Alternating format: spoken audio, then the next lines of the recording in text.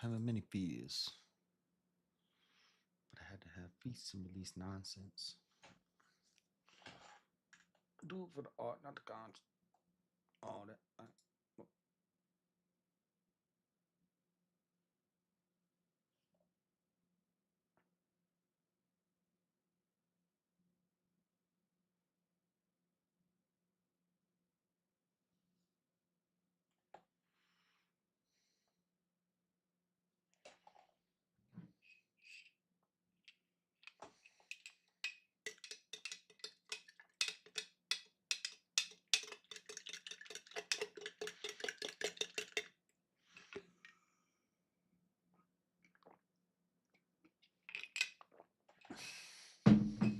All right. All right. I'm ready for today. I'm ready for today. Why the heck does this? Why does this person? Oh my god! Nobody wants to watch that.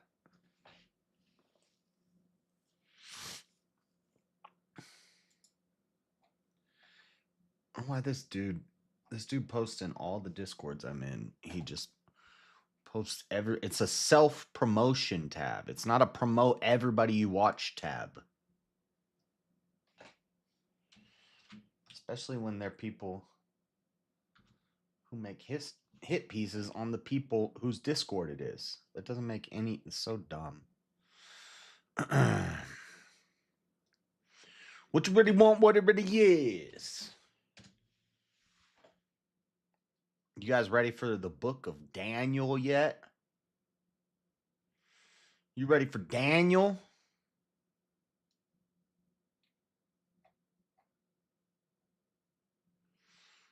Daniel.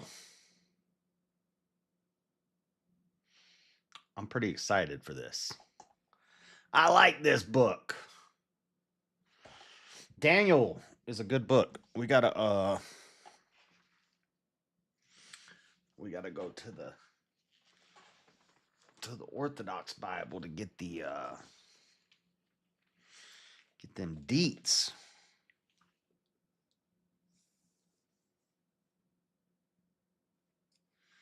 Boom, boom, boom, boom, boom. What is this art style called?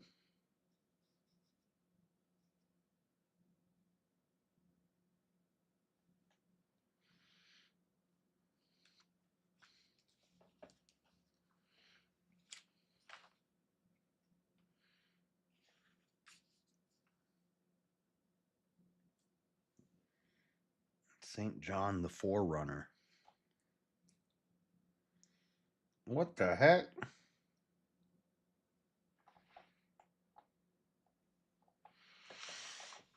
Okay, where are we at?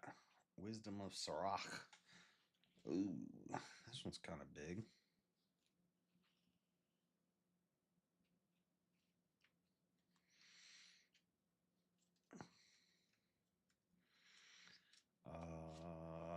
Is Daniel in the same order as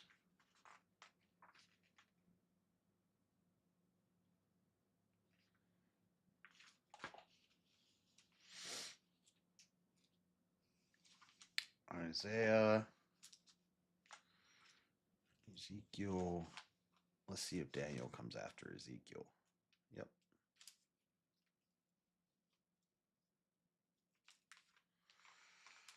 Daniel.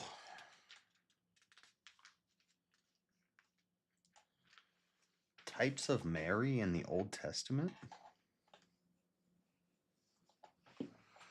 Types of both Christ and Mary, his mother, fill the Old Testament. Indeed, most of the Old Testament types of Mary, a natural consequence of her central role in the incarnation of her Son, Jesus Christ, reveal the awesome marvel of her womb, which contained the Almighty God, referring to Genesis 2:9. The hymnography of the church sees the Garden of Eden as a type of Mary. Rejoice, O living paradise, having the Lord, the tree of life, in your midst. Akathist hymn. The burning bush beheld by Moses in the wilderness is one of the most often mentioned types of Mary. What do we mean types of Mary? For example, she is the bush springing from barren ground. Her mother, St. Anna, had been barren and burning with the immaterial fire that cleanses and enlightens our souls. Small Vespers, Nativity of the Theotokos. St. John of Damascus observes the burning bush is an image of. I'm just reading this thing at the. It's in here on the last page of Ezekiel. We just finished Ezekiel, so I don't know what that is. Theotokos on the mountain of whom stone is cut without hands.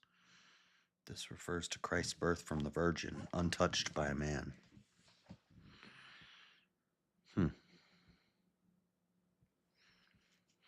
I learned last night that Orthodox don't believe in the Immaculate Conception. They believe in the dispassionate conception. Something I learned last night. Which, I don't know.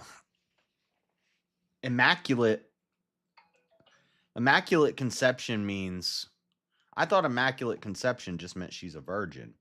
But I think Immaculate Conception means she was perfect, without sin. And so the Orthodox disagree with that because they believe in... I don't know. This is what the guy was saying. They believe in the original sin from Adam. And that Mary couldn't have been perfect because of the original sin from Adam. But I thought Orthodox didn't believe in original sin, but I guess maybe they do. But I don't know. I'm not sure. But that's what that guy was saying. He said they don't believe in the Immaculate Conception because Mary would have had the sins of Adam, but they believe in a dispassionate conception, which means that Mary's parents made her not from a worldly, passionate lust or sex. So I don't know if that means I don't know if that means they didn't do it, or I don't know what that means, but I had never heard that before. I'd never heard of the dispassionate conception.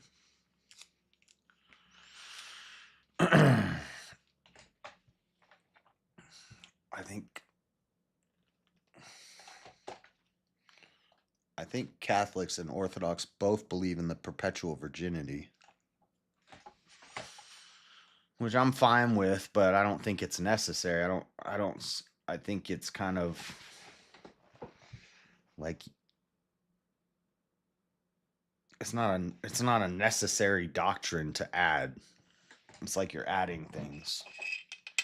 So I don't know about that, but anyway, that has nothing to do with Daniel. I'm just killing some time.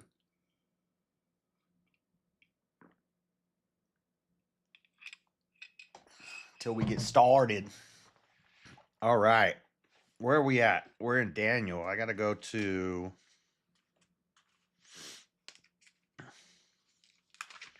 right here. The author. Who's the author of Daniel? Who do you think is the author of Daniel? It's Daniel. Do you know what Daniel means? Daniel means God is my judge, or God is judging. That's what Daniel means. He wrote the book. The date's traditionally thought to have been written during the Babylonian captivity, of course. 605, somewhere between 605 and 530 BC. Is that 70 years? 605 to 5. That's... No, that's 604. 602, 601. Oh, no, that's 75 years. Yeah. It's hard to figure out times when you're going backwards. 75 years, yeah. That makes sense. Major theme, the sovereignty of God over all nations is set forth and illustrated by the truth that God directs history for the fulfillment of his purposes and plans. The blessings of God are granted to those who refrain from idol worship and turn to him. Finally, throughout the book, we see the vanity of idol worship shown by its effect on the lives of those who pursue it. Well, we've seen a lot of that. We've seen very much of that. Idol worship, no bueno. Doesn't go well for anybody who does it.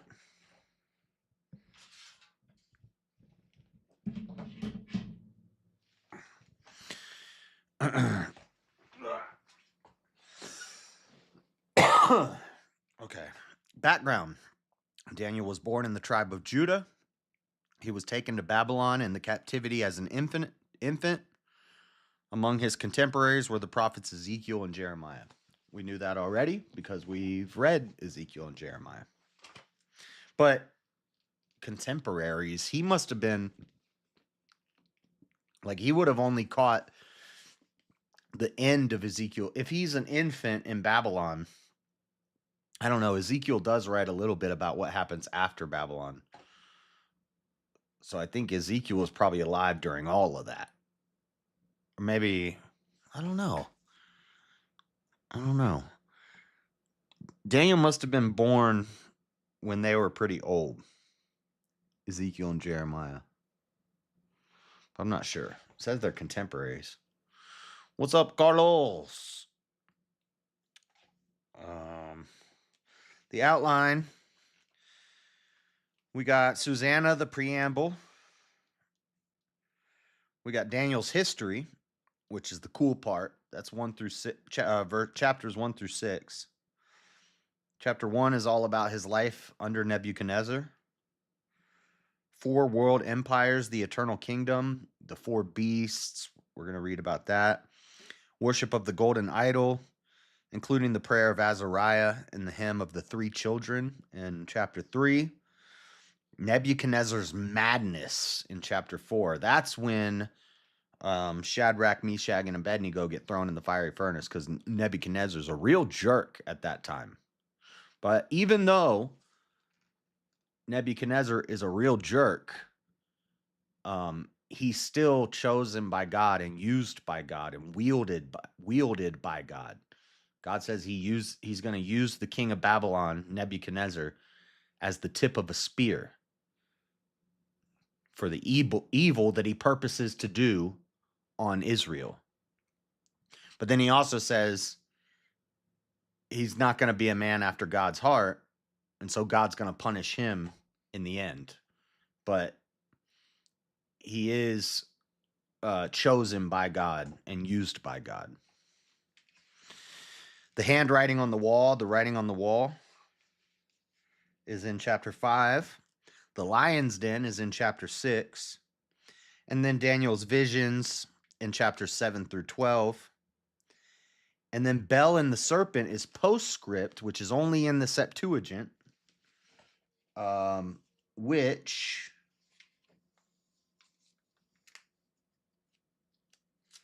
is Daniel the last book of the Old Testament in the Septuagint? It is. In the Septuagint, Daniel is the last book of the Old Testament. Well, actually, I guess Bel and the Dragon would be the last book. I don't even think that it's its own book. It's just added. Well, not added, but it's Bel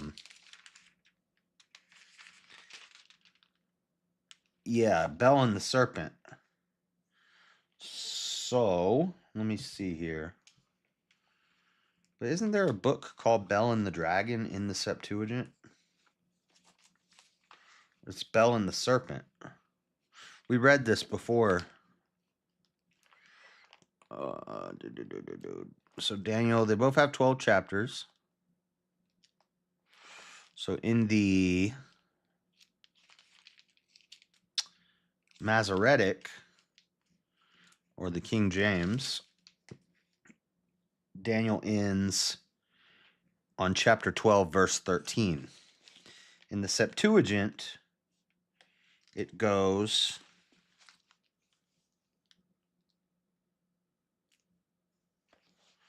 to verse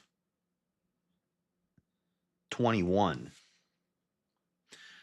But go thou thy way till the end be, for thou shalt rest and stand in thy lot at the end of the days.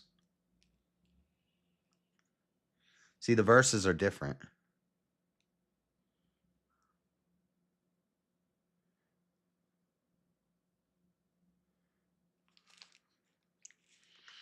Yeah, this is quite different.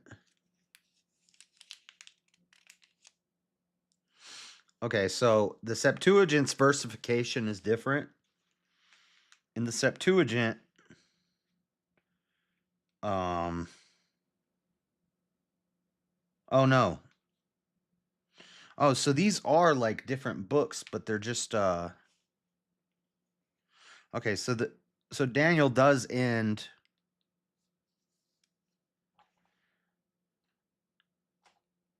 It goes Daniel 12:13, and then it ends, which is Daniel 12:13 in the King James. But then it starts over at 1, same chapter, but you have Bel and the Serpent. Bel and the Serpent is 21 verses within chapter 12 that are not in the I remember in elementary school, Christian school and elementary school, we were talking about the Apocrypha, and I was like, why aren't those books in the Bible, in our Bible? And I remember my teacher said, he said there's crazy stuff in there, like Daniel hanging out with dragons. And I'm sure he went into deeper explanation, but this was like third or fourth grade. So he didn't give me some giant breakdown, but he's like, there's stuff that we don't know really who wrote it. We can't verify who wrote it. And then there's other stuff that that people wrote that maybe shouldn't be included in scripture. Things like Bel and the Serpent. I'm not saying that's right. I'm just saying what my teacher told me when I was in like third grade. And this is what he talked about. He said they put a book in there where Daniel hangs out with dragons. But now that I think about it, I'm like, that's based. Why would you take that? Why would you not have that in there? I want to hear about Daniel and the dragon.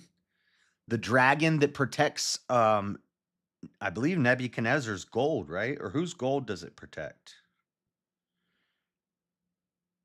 King said but I don't know if this is Cyrus. King Astyages was gathered to his father. Cyrus of Persia received his kingdom. Daniel was confident in the king, honored above all. Babylonian had an idol whose name was Bel, and every day they spent on it 12 bushels. King adored it and went to Daniel worshiped some God. So it's not even a real dragon, it's just an idol?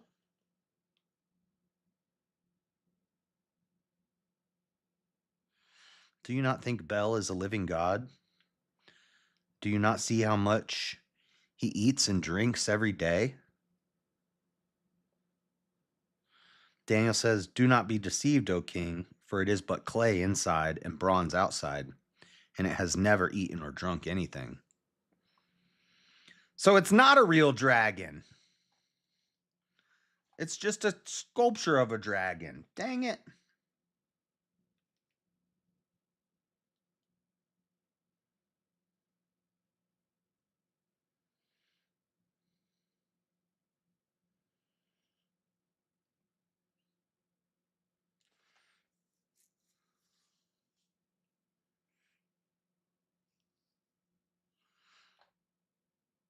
If you do not find Bel.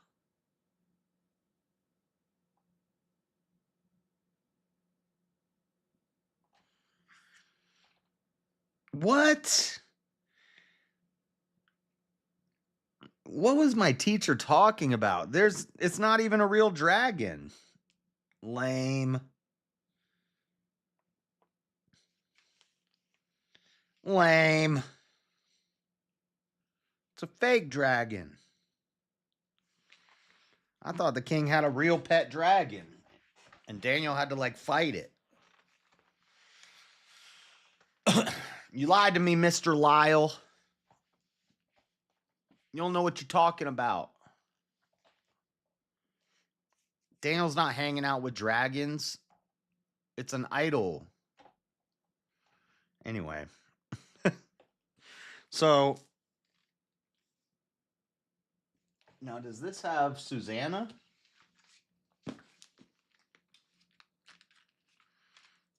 I don't know if this starts the same way.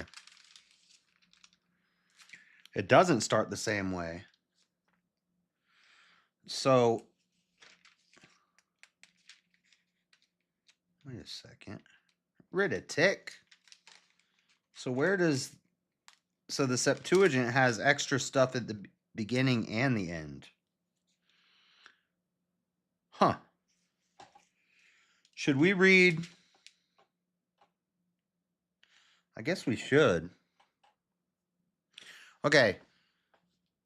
So we're going to switch back and forth between the Septuagint and the Masoretic because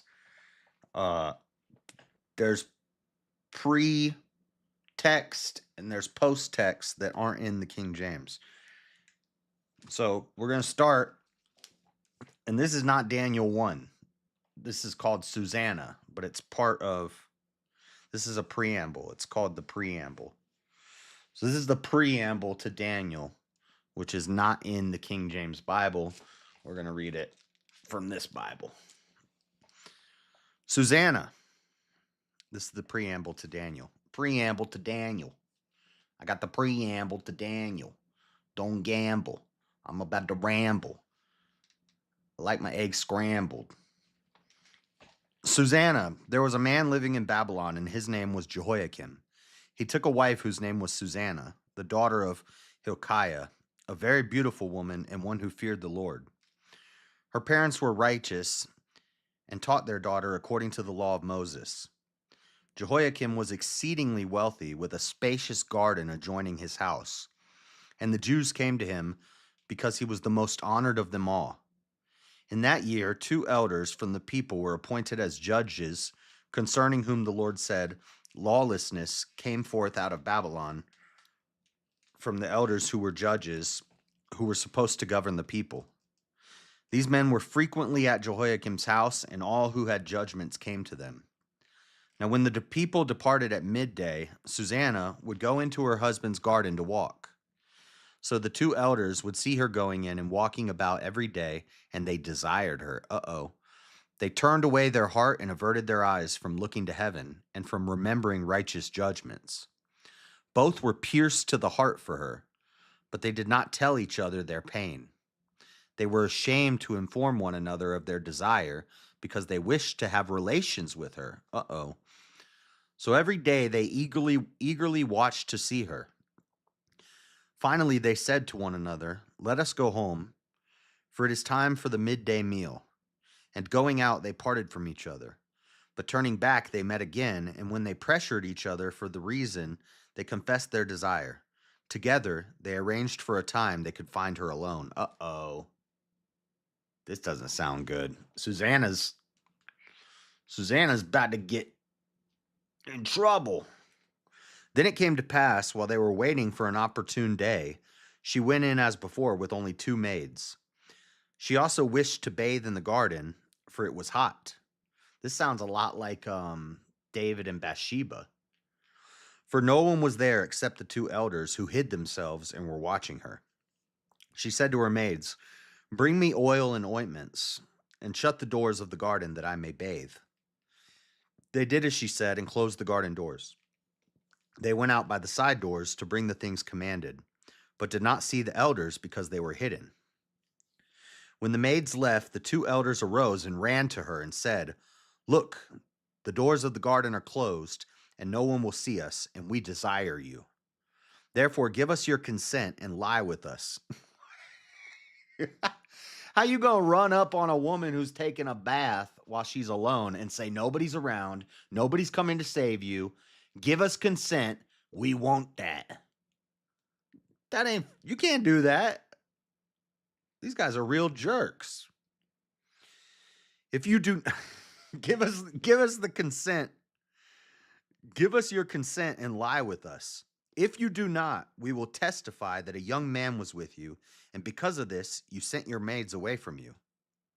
So basically, give us consent to do an Eiffel Tower on you, or we're gonna lie and say that you were in here with a guy. That don't make no sense. Man, I hope this turns out good for Susanna. Then Susanna sighed deeply and said, I am hemmed in on all sides. For if I do this thing, it is death for me. Yet if I do not, I will not escape your hands. But it is better for me not to do it and to but it is better for me not to do it and to fall into your hands than to sin against the Lord. Okay, so it's better for her to get graped by these two guys rather than give consent to these two guys. Um, or it's better for her either to get graped or to be lied about than for her to give consent and sleep with them. That's base, Susanna. Than to sin against the Lord. Then Susanna cried out with a loud voice, and the two elders cried out against her. One of them ran and opened the garden doors. When the household servants heard the cry in the garden, they rushed in by the side doors to see what had happened to her. So when the elders told their tale, the servants were deeply ashamed, for such a report had never been made about Susanna. So they lied about her. So basically, she screamed. She said, No, I'm not going to sleep with you. I'd rather you lie about me and I'd be shamed for a lie than to sleep with you and defile God. Then it came to pass the next day when the people assembled at the house of Jehoiakim, her husband, the two elders also came, full of their lawless purpose against Susanna, to have her put to death. They said before all the people, Send for Susanna, the daughter of Hilkiah, who is the wife of Jehoiakim. So they sent for her, and she came with her parents, her children, and all her kindred. Now Susanna was very desirable and beautiful to behold. Dude, every girl I've ever met named Susanna is always fine. Something about Susanna's. However, she was veiled. Thus the lawless men commanded she be unveiled so as to enjoy her beauty. Oh, yeah, why we lie about you and get you put to death. We want to look at you one last time, so take the covering off. But her friends and all who saw her wept. Then the two elders arose in the midst of the people and laid their hands upon her head. She wept and looked up to heaven, for her heart trusted in the Lord. The two elders said, As we were walking in the garden alone, this woman came in with two maids, closed the doors of the garden, and dismissed the maids. Then a young man who was hidden came to her and lay with her. Now we were in a corner of the garden and saw this lawlessness. We're just hiding in the corner of the garden where she's taking a bath. So we ran to them and saw them having relations. But we could not hold the man, for he was stronger than we. He then opened the doors and rushed out. So we seized this woman and asked her who the young man was, but she was unwilling to tell us. Thus the assembly believed them, as they were elders and judges among the people. So they condemned her to death.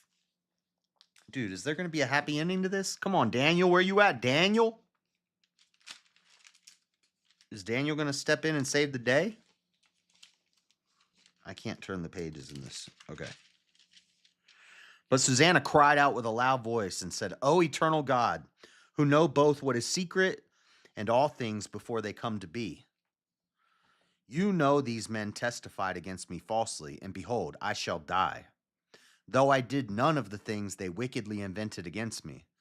The Lord heard her voice, and as she was being led away to be put to death, God aroused the Holy Spirit of a young boy whose name was Daniel. Let's go! He cried out with a loud voice, I am innocent of the blood of this woman. So all the people turned to him and said, What is this thing you said? Then he stood in their midst and said, Are you such fools, O sons of Israel? Without examination or knowledge of the evidence, have you condemned a daughter of Israel? Return to the place of judgment, for these men testified against her falsely. Let's go, Daniel. This is like Daniel's first prophecy. I don't know why they wouldn't put this story in the King James Bible. This is awesome. So all the people returned with haste. The elders said to him, Come sit in our midst and inform us, for God gives you that privilege. Daniel then said to them, separate them far from each other, and I will examine them. When they were separated from each other, he summoned one of them and said to him, you old man of evil days, now the sins you committed in earlier days have come home. For you pronounce unjust judgments, condemn the innocent, and set the guilty free. Sounds like Democrats. Yet the Lord said, you shall not kill the innocent and the righteous.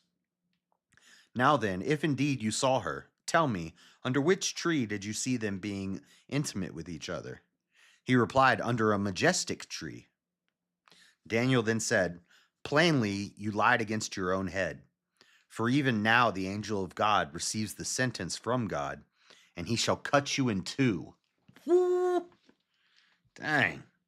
Then he removed him and commanded him to bring the other. This is crazy. Daniel's doing the first criminal profile CSI investigation interrogation. He's separating the co-defendants and bringing them in for questioning one at a time. And he's going to see, this is a prisoner's dilemma. This is the first interrogation. Daniel's did the first biblical interrogation. I love interrogation videos. Then he removed him and commanded them to bring the other. He said to him, you seed of Canaan and not of Judah. Beauty deceived you, and desire turned away your heart.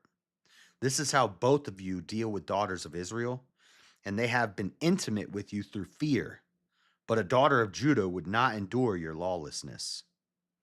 Ah, so he's saying so Susanna is a daughter of Judah. Daniel is also a daughter of or a son of Judah. So they're both from Judah. So he feels, he got to stand up for the hometown girl. And he's like, you might be able to do this. You might be able to scare these girls from Jerusalem or Israel. They might go with you out of fear. But this daughter of Judah, she wasn't going to play your game. But a daughter of Judah would not endure your lawlessness. Now then, tell me, under what tree did you catch them being intimate with each other? He replied, under the evergreen oak. Oh, interesting. Your buddy said it was under the majestic tree, but you're saying it's under the evergreen oak. Which is it? Huh? Daniel said to him plainly, you also lied against your own head. For the angel of God is waiting with his sword to cut you in two, that he may destroy both of you. Then the whole assembly cried out with a loud voice and blessed God, who saves those who hope in him. So they rose up against the two elders, for Daniel convicted them out of their own mouth of bearing false witness. And anyway, so when it says don't bear false witness on your brother, that also applies to bearing false witness on women. It's not just for men. It's not just for men. This isn't the balding 10 Commandments. And they did to them the thing that they malicious. Oh, no. No. What does that mean? Does that mean that what did they do? They graped them? They did to them the thing they maliciously intended to do against their neighbor. For acting in accordance with the law of Moses, they put them to death. Therefore, innocent blood was saved on that day. And look at that. So they didn't grape them, but they killed them. They killed them. So they put them to death. David convicted them. They were sentenced to the death penalty. And no innocent blood was shed that day. There was no murder that day. But 2 men were killed. But nobody was murdered that day. Justification for the death penalty. There you go. Hilkiah and his wife praised God for their daughter with Jehoiakim, her husband, and all her kindred, because nothing shameful was found in her. Thus Daniel had a great reputation among the people from that day onward. Why would they not put that in the King James? Let me look this up. Let me see if I can find anything. Why was Susanna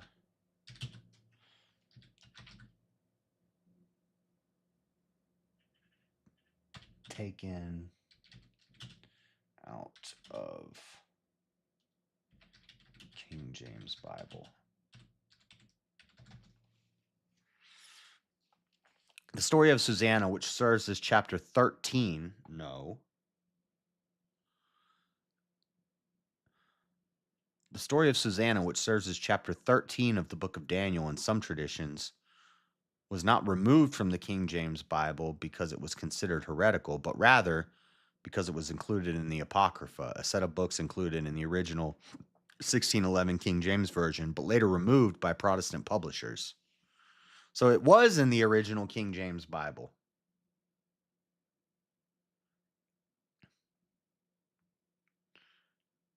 The removal was driven by a shift towards adopting the Hebrew canon, the Tanakh, rather than the Greek Septuagint, which contained the story. Huh? So the original Erasmus, Textus Receptus, King James Bible in 1611 had Susanna, which is not chapter 13. It's chapter, really it should be, it's a preface. It's the first big act by Daniel. And then we go into Daniel 1. Daniel's all grown up, but this is when he was a young man. So it's the preface. It should be chapter 1. And then chapter 1 should be chapter 2. The way they have it in the Septuagint, it doesn't even have a chapter. It just says Susanna. And then you get to chapter 1 of Daniel. But it says here that that's the preamble. They call it the preamble. So Susanna is the preamble to Daniel because it's the first big act that Daniel does to become famous. But it was in the King James Bible in the 1611 version. Now, this is an AI overview, so I don't know how accurate this is, but later they removed it.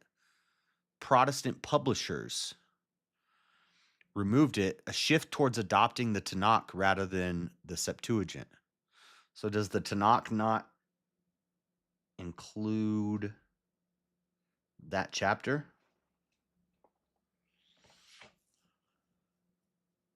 What would their argument be? I guess the argument would be, well, I know what the Orthodox people would say. They'd say it was because of corrupt Jewish influence that took it out, convinced the Protestants to take it out. Judeo-Christian Protestants who, they think Jews and Christians are basically the same thing. That Judeo-Christian stuff. So the Orthodox or the Catholic would say that the Jews manipulated the Protestants and had them remove that. But then the Protestant would probably say that the Jews in the Masoretic text is the oldest text, and if it doesn't include it, then we shouldn't include it. And they would argue that the Catholic Church added that. So now the question is, who's adding or who's removing? Because I have two Bibles here.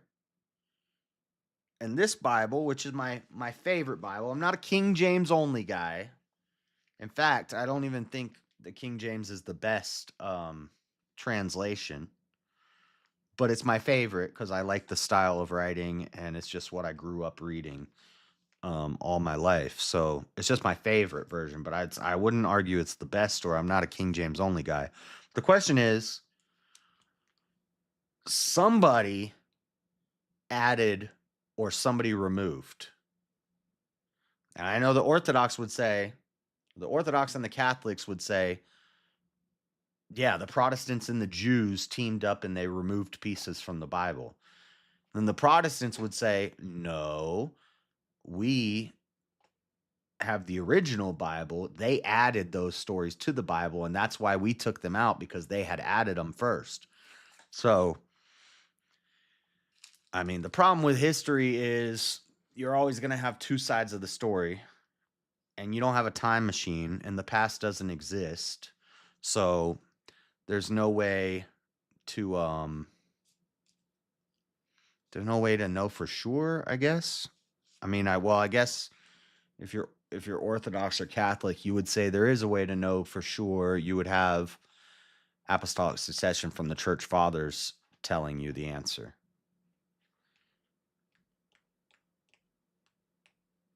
But then even that just comes down to trusting one side of the story. So I don't know. This is why I just read both of them. And I think that's an awesome story. Susanna, I think that's like, I don't know why I've never read that. Daniel's one of my favorite books in the Bible, and I've never read that till today. That's the first time I've ever read that. And I've read Daniel 100 times. Never read that. So I don't see why you wouldn't put that in there. That's a cool story. But anyway, now just for consistency of the stream, we're going to switch back to the King James because this is all going to be pretty much the same now until we get to the end, and then we're going to go back to here and we're going to read about Bel the serpent, or Bel the dragon. I could have sworn there was a book called Bel and the Dragon, or Bel the Dragon, but it's in this Orthodox Bible, it's Bel the serpent.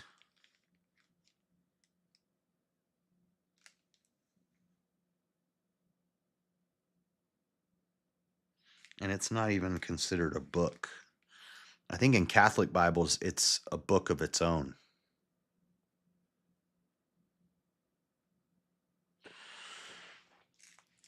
So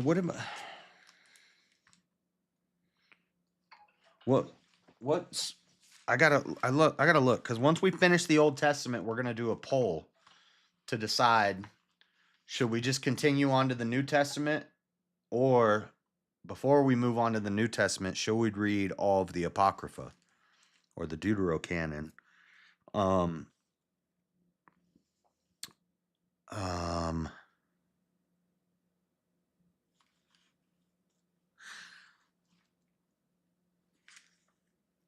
Which would include, we would need to go through and we would need to read 2nd Ezra,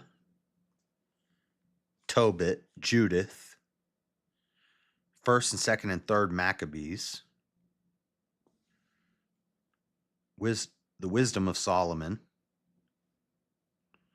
the Wisdom of Sirach,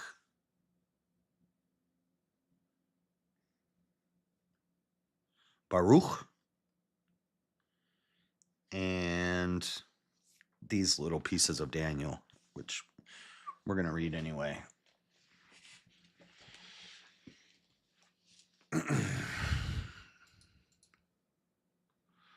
Bible study time. So I probably didn't give you any answers just now. All I did was give you more questions, but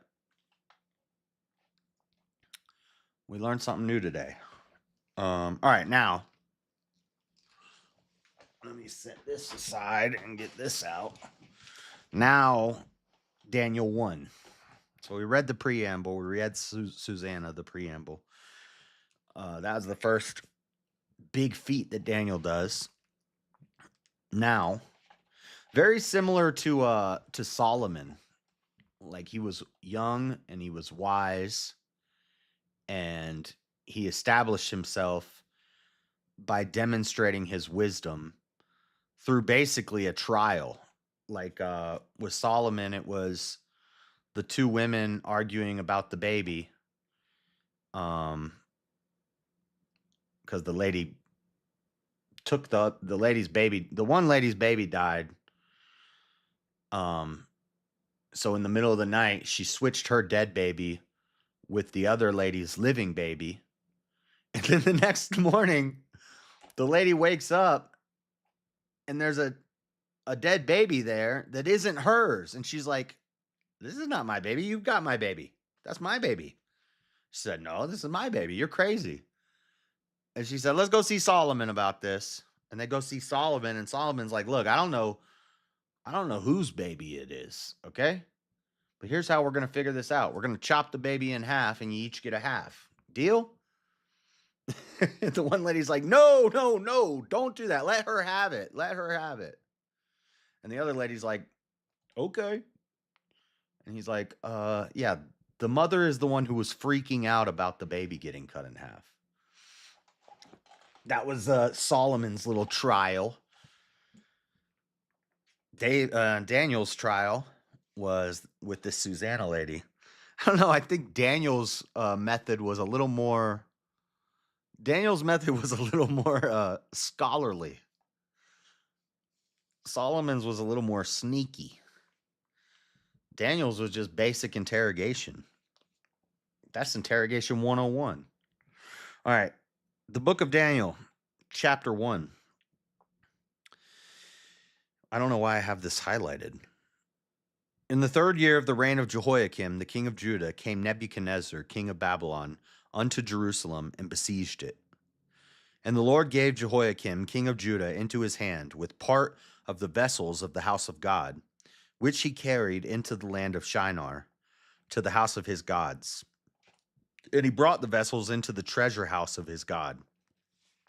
And the king spake unto Ashpenaz, the master of his eunuchs, that he should bring certain of the children of Israel, and of the king's seed, and of the princes, children in whom was no blemish, but well favored, and skillful in all wisdom, and cunning in knowledge, and understanding science, and such as had ability in them to stand in the king's palace, and whom they might teach the learning in the tongue of the Chaldeans. Science. I gotta get another book out now. Hold on a second. Science.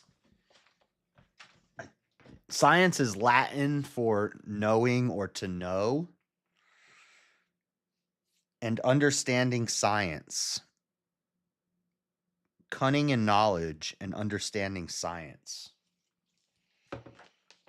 So it's in Latin, science means knowing or to know.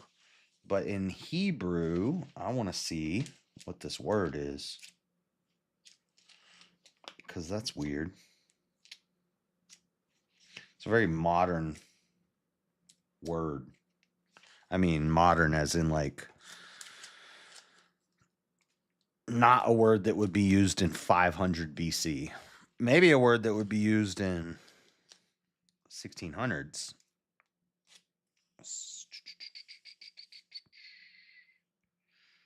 Scripture, scum, scroll scriptures. C-I-O.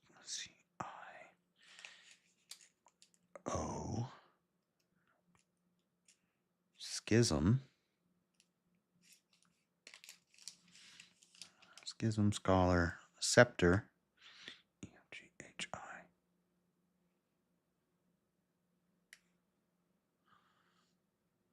Huh.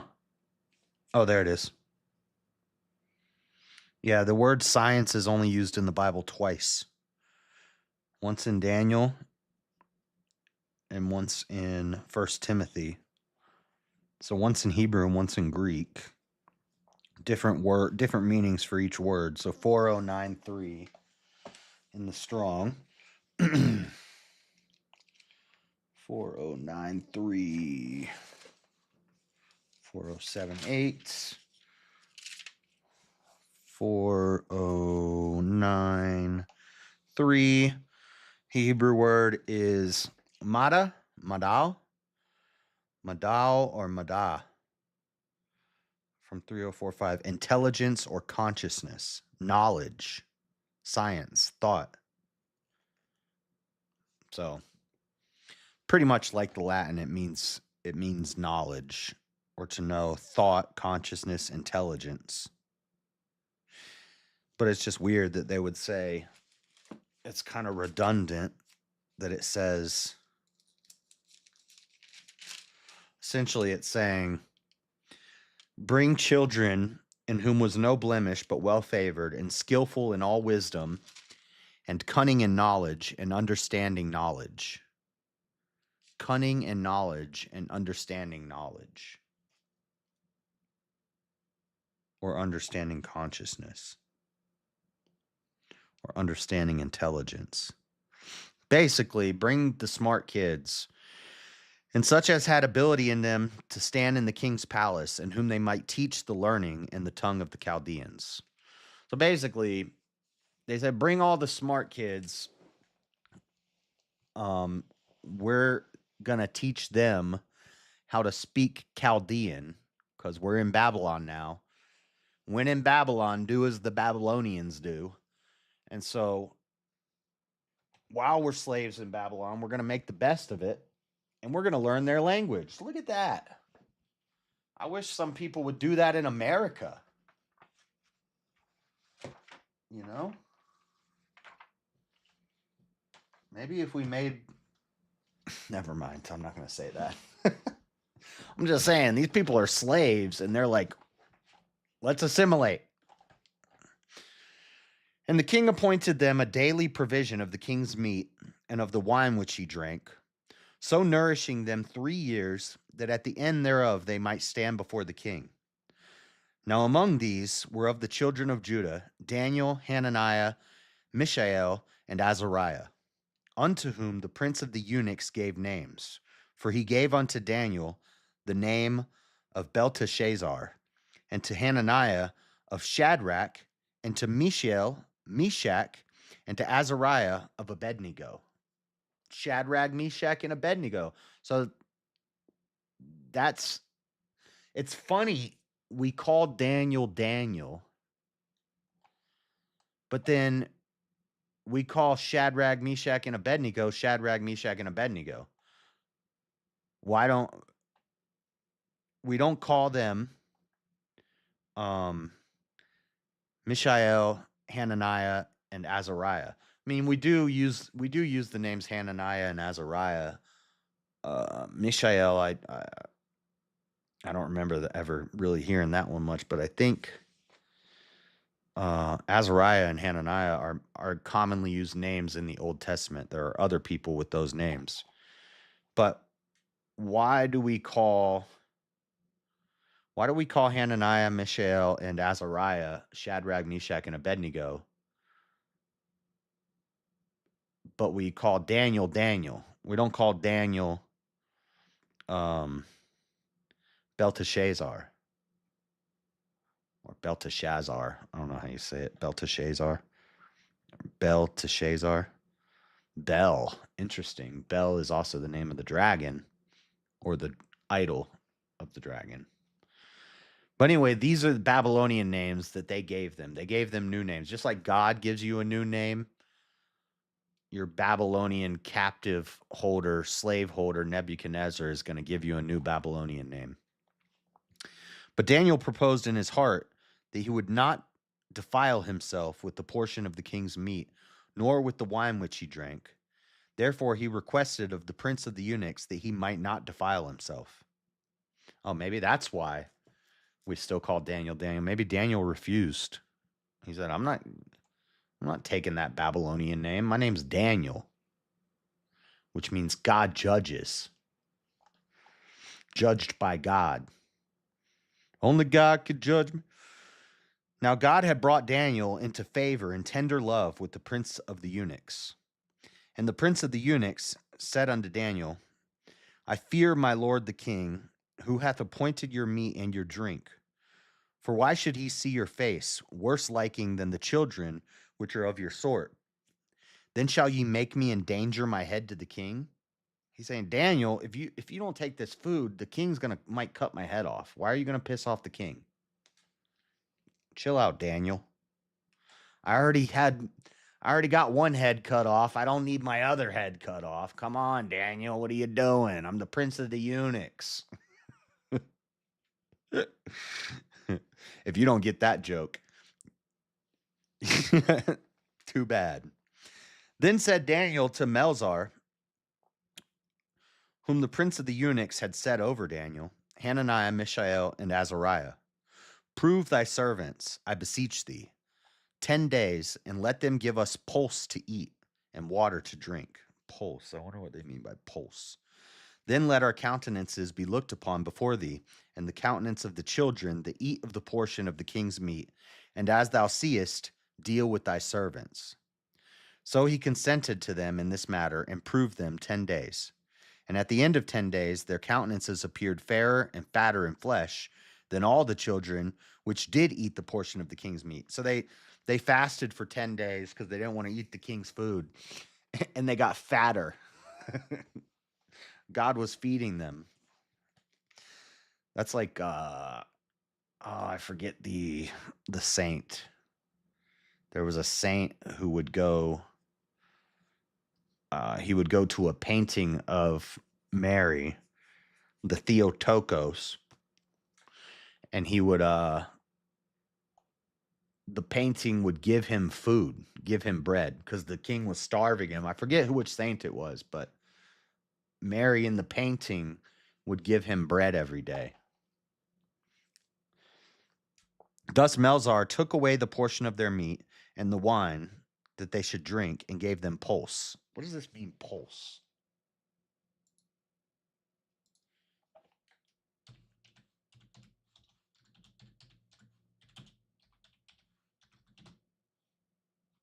What is pulse in Daniel chapter 1? Simple plant-based food, specifically vegetables, grains, and legumes. Okay. Okay. So they were eating. So they weren't fasting for 10 days, but basically they said, we don't want the king's meat and wine. We don't want to defile ourselves. Now, I don't know if that's because it's meat and wine, or if it's because it's from the king. I don't know if they're all vegetarians or what, but so for 10 days, they just gave them basically vegetarian food, and they got fatter than the people who were eating the meat and the wine. Not fatter, but they healthy. They stayed healthy looking. As for these 4 children, God gave them knowledge and skill in all learning and wisdom, and Daniel had understanding in all visions and dreams. Now at the end of the days that the king had said he should bring them in, then the prince of the eunuchs brought them in before Nebuchadnezzar. And the king communed with them, and among them all was found none like Daniel, Hananiah, Mishael, and Azariah. Therefore stood they before the king. And in all matters of wisdom and understanding that the king inquired of them, he found them 10 times better than all the magicians and astrologers that were in all his realm.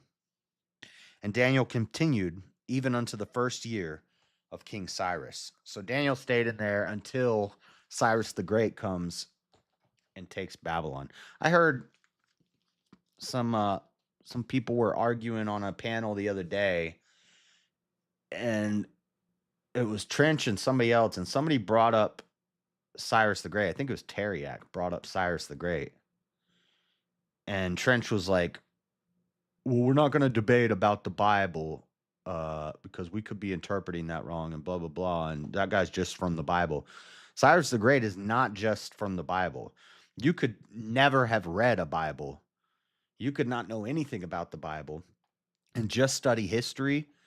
You would know who Cyrus the Great is. If you look into the history of Iran, just looking into the history of Iran for this past Iran war debate that I did, if you look into the whole history of Iran, Iran used to be Persia. Persia was conquered by Cyrus the Great, as well as Babylon. And that's historical. There's historical record of that. So, which proves the Bible, since Cyrus was prophesied 300 years before he existed, and then he came, and just as prophesied, he saved Israel from Babylon when he captured Babylon. But he also had other adventures that aren't in the Bible, that are part of history, like capturing Persia, which is now modern day Iran. Fun fact. All right, chapter 2. And in the second year of the reign of Nebuchadnezzar, Nebuchadnezzar dreamed dreams, wherewith his spirit was troubled, and his sleep brake from him. Then the king commanded to call the magicians, and the astrologers, and the sorcerers, and the Chaldeans, for to show the king his dreams. So they came and stood before the king. And the king said unto them, I have dreamed a dream. I have dreamed a dream. Is this Martin Luther King or Nebuchadnezzar? And my spirit was troubled to know the dream. Then spake the Chaldeans to the king of Syriac, O king, live forever. Tell thy servants the dreams, and we will show the interpretation. Look at him sucking up. O king, live forever. I will interpret your dream. Until you fail to interpret the dream, and then you get your head cut off. The king answered and said to the Chaldeans, the thing is gone from me. If ye will not make known unto me the dream with the interpretation thereof, ye shall be cut in pieces, and your house shall be made a dunghill. That's crazy. Bruh. Dude, Nebuchadnezzar is a savage. Even though I know he's kind of a bad guy, he's also kind of a good guy, okay? He's a lot of the characters in the Bible are both good guys and bad guys at different times, but Nebuchadnezzar is one of them. He's a real jerk sometimes, but he's also necessary, and he's also chosen by God to do what he did, and used by God. Specifically, used by God for the evil he purposed to do on Israel. That's the exact wording repeatedly used in Jeremiah.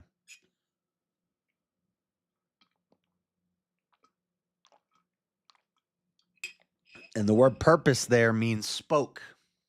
He spoke it to happen. And when God speaks, the word of God, God spoke it into existence.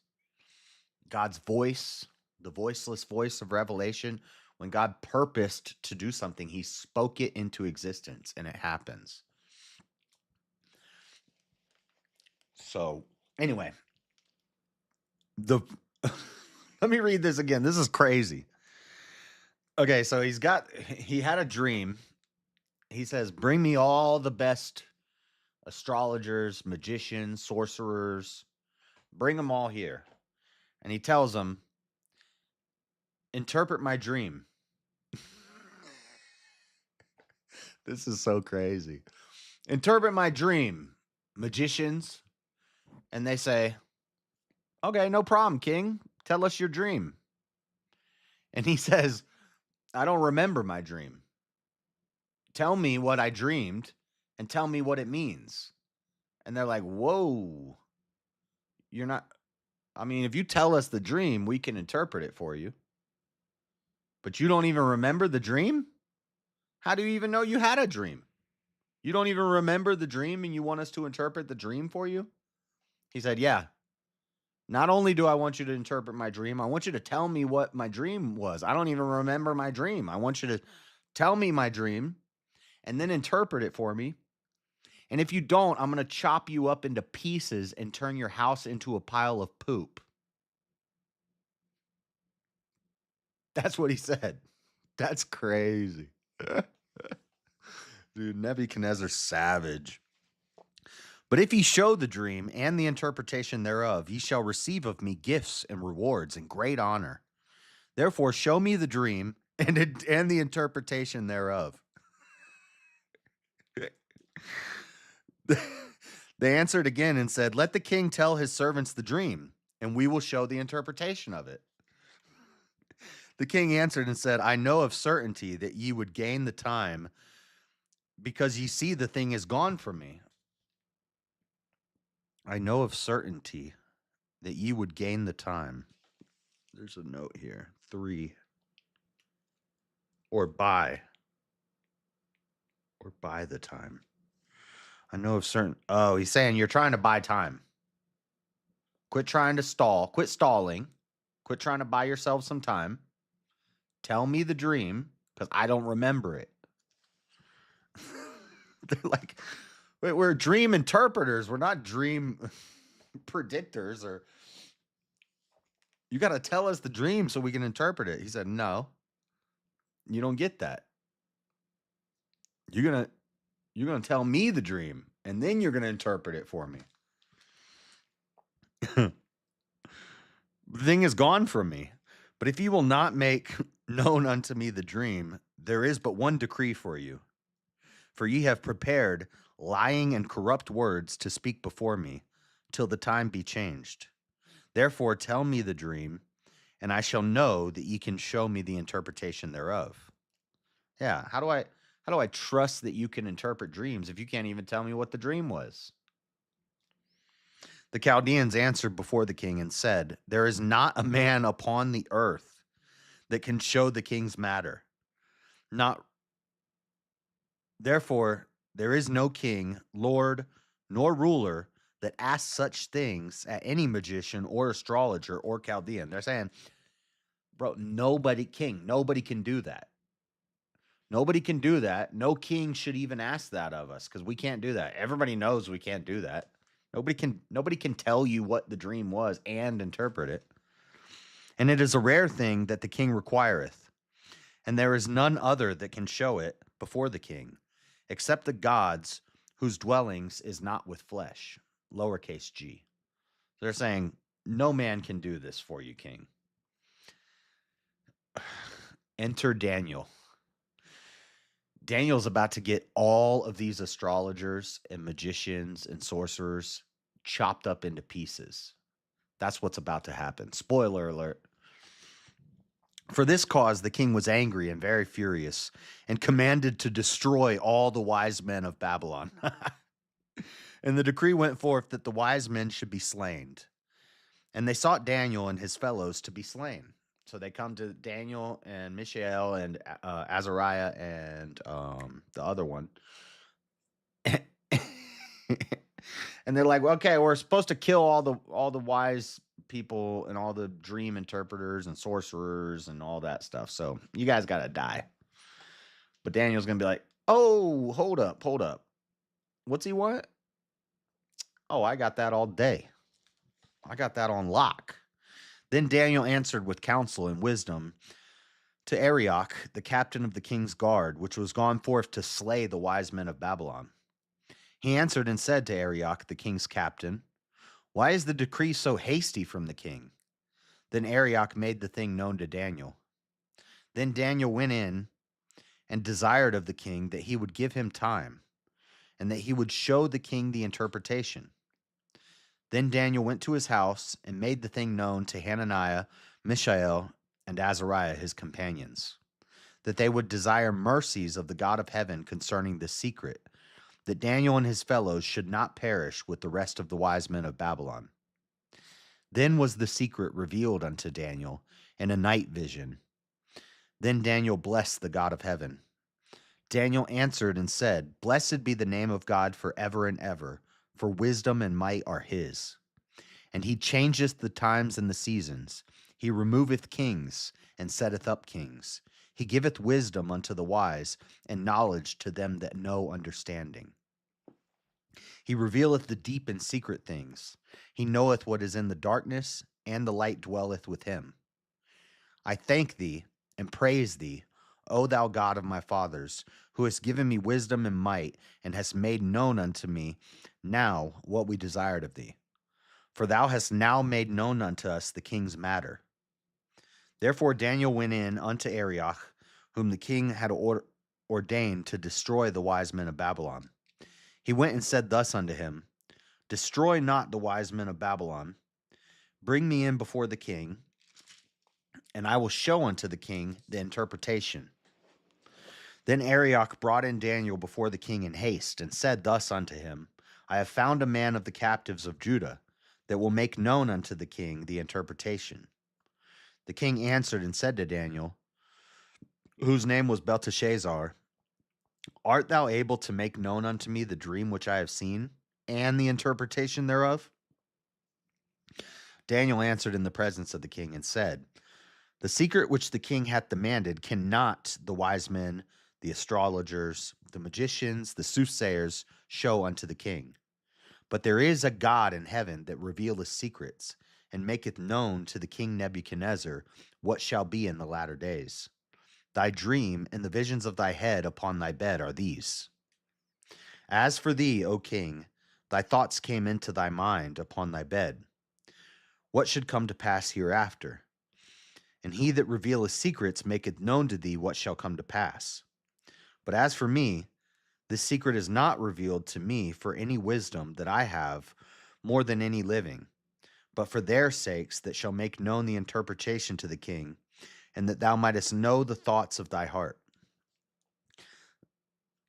Now there's a break here. There's that symbol that means it's the next thing. So now we're going to get to the interpretation. Hold on a second.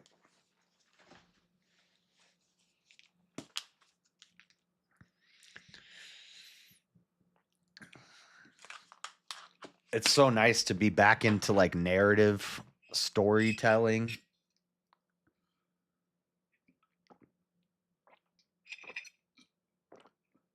My fork just hit me in the eye.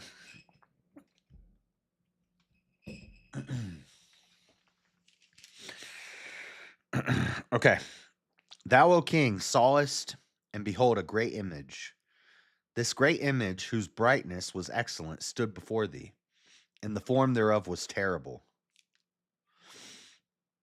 This image's head was of fine gold, his breast and his arms of silver, his belly and his thighs of brass, his legs of iron, his feet part of iron and part of clay. Thou sawest till that a stone was cut out without hands, which smote the image upon his feet that were of iron and clay, and brake them to pieces. Then was the iron, the clay, the brass, the silver, and the gold broken in pieces together, and became like the chaff of the summer threshing floors. And the wind carried them away, that no place was found. Did I skip a line? That no place was found for them. And the stone that smote the image became a great mountain and filled the whole earth. This is the dream, and we will tell the interpretation thereof before the king. Thou, O king, art a king of kings, for the God of heaven hath given thee a kingdom, power, and strength, and glory. See? God gave Nebuchadnezzar his kingdom. And wheresoever the children of men dwell, the beasts of the field and the fowls of the heaven hath he given into thine hand, and hath made thee ruler over them all. Thou art this head of gold. You're the statue. The statue represents you, Nebuchadnezzar. And the rock that's going to crush you into dust is Israel, or is God. I think. I can't remember. It's been a year since I read this. And after thee shall arise another kingdom inferior to thee, and another third kingdom of brass, which shall bear rule over all the earth. Okay, so Nebuchadnezzar is the head of gold, and then there's the body of brass and the feet of clay. So these are other smaller, weaker kingdoms underneath Nebuchadnezzar. And the fourth kingdom shall be strong as iron, for as much as iron breaketh in pieces and subdueth all things, and as iron that breaketh all these, shall it break in pieces and bruise. And whereas thou sawest the feet and toes, part of potter's clay and part of iron, the kingdom shall be divided. But there shall be in it of the strength of the iron, forasmuch as thou sawest the iron mixed with miry clay.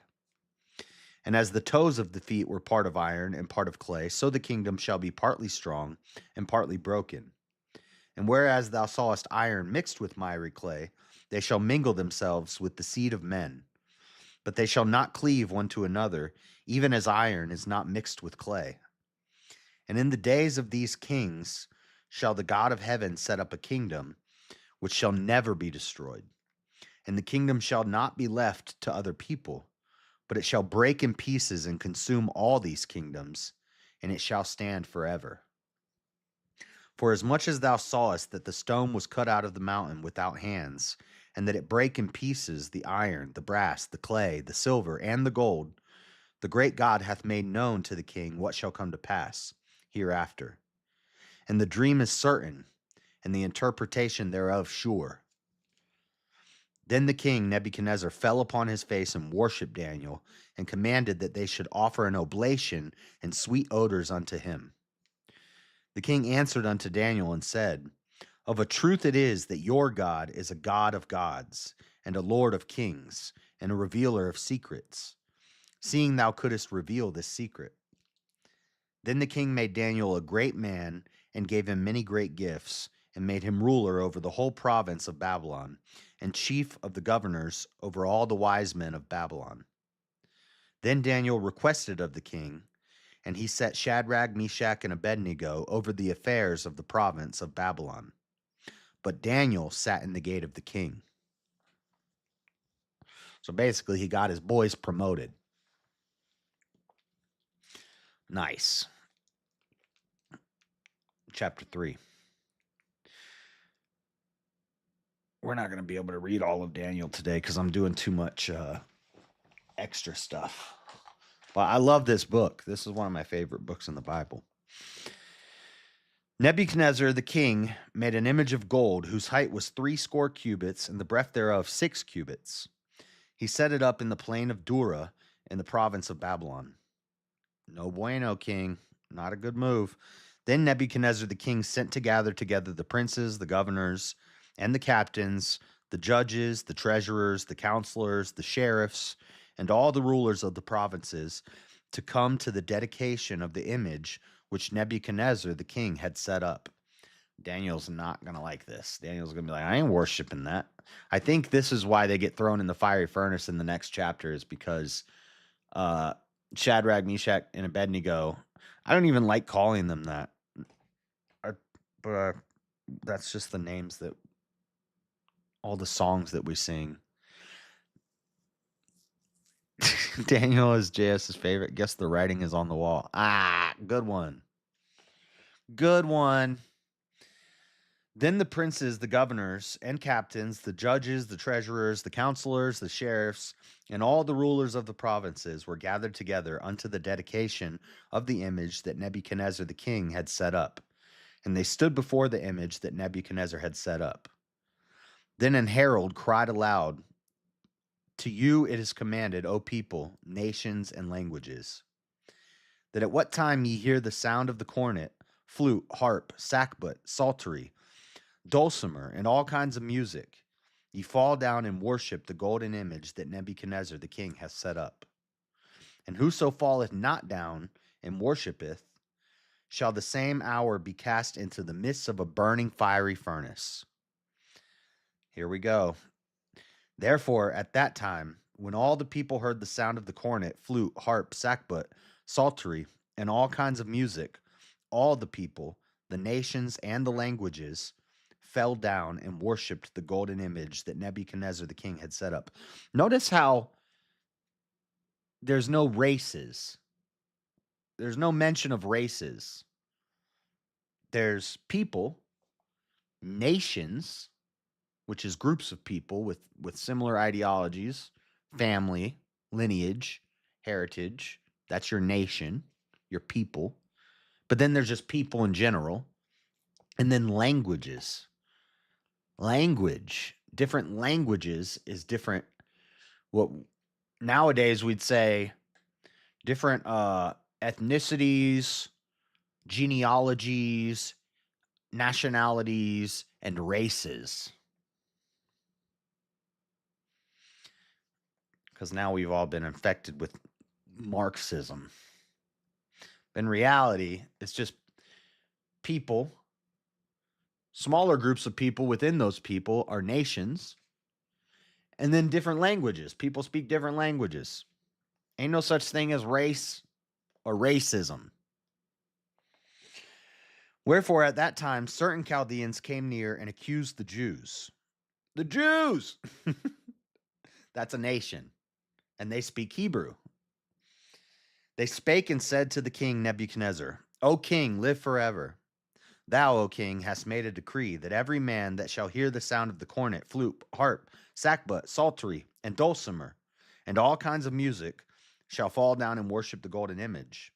And whoso falleth not down and worshipeth, that he should be cast into the midst of a burning fiery furnace.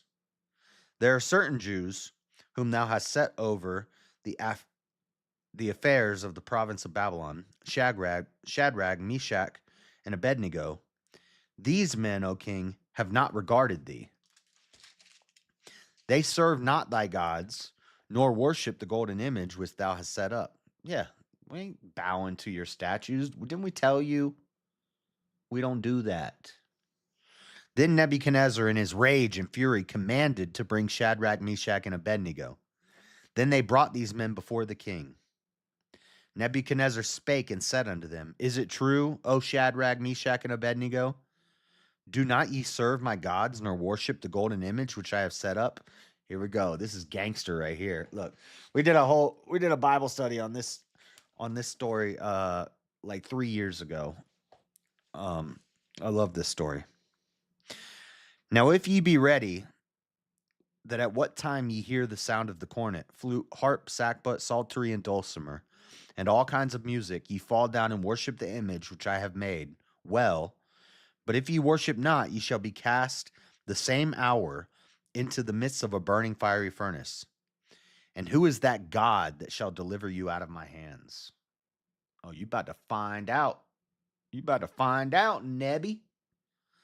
Shadrach, Meshach, and Abednego answered and said unto the king, O Nebuchadnezzar, we are not careful to answer thee in this matter. If it be so, our God, whom we serve, is able to deliver us from the burning fiery furnace, and he will deliver us out of thine hand, O king. Like they're like, you think we're scared of you? We're not going to worship your statues. It's not going to happen. And he says, okay, well, I'm going to throw you in a fiery furnace. Where's your God at now? And they said, watch and see. You're about to find out. But if not, be it known unto thee, O king, that we will not serve thy gods, nor worship the golden image which thou hast set up. Then was Nebuchadnezzar full of fury, and the form of his visage was changed against Shadrach, Meshach, and Abednego. Therefore he spake and commanded that they should heat the furnace 7 times more than it was wont to be heated. So he said, it's not hot enough, make it hotter, 7 times hotter. And he commanded the most mighty men that were in his army to bind Shadrach, Meshach, and Abednego, and to cast them into the burning fiery furnace. Then these men were bound in their coats, their hosen and their hats and their other garments, and were cast into the midst of the burning fiery furnace. This part's cool.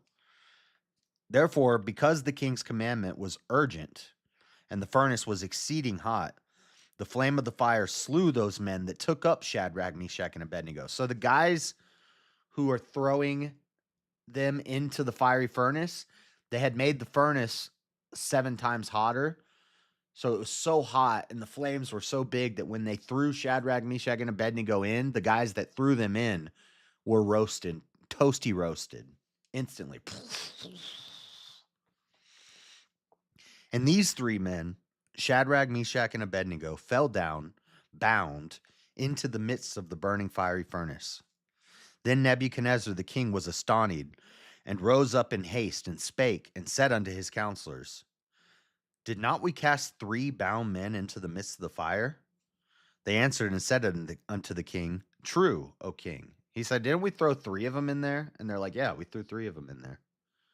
He answered and said, Lo, I see 4 men loose, walking in the midst of the fire, and they have no hurt. And the form of the 4th is like the Son of God. Jesus was in the fiery furnace with Shadrach, Meshach, and Abednego. Then Nebuchadnezzar came near to the mouth of the burning fiery furnace and spake and said, Shadrach, Meshach, and Abednego, ye servants of the Most High God, come forth and come hither. Then Shadrach, Meshach, and Abednego came forth of the midst of the fire. And the princes, governors, and captains, and the king's counselors, being gathered together, saw these men, upon whose bodies the fire had no power, nor was an hair of their head singed, neither were their coats changed, nor the smell of fire had passed on them. They don't even smell like smoke. Their clothes weren't even burnt. The guys who threw them into the pit from outside of the pit were cooked. Shadrach, Meshach, and Abednego were hanging out with Jesus. They're playing a game of spades. Come out not even smelling like smoke. That's crazy. It's not crazy, it's glorious. That's the power of God, baby.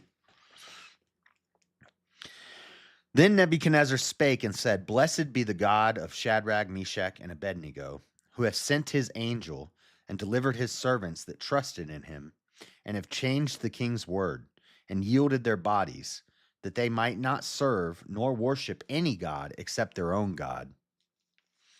Therefore I make a decree that every people, nation, and language which speak anything amiss against the God of Shadrach, Meshach, and Abednego shall be cut in pieces, and their houses shall be made a dunghill, because there is no other God that can deliver after this sort. Then the king promoted Shadrach, Meshach, and Abednego in the province of Babylon. Unfortunately, Nebuchadnezzar is very hard-headed, stiff-necked, the Bible would call it. He's very stiff-necked, and he learned his lesson there, but he's not going to learn it for long.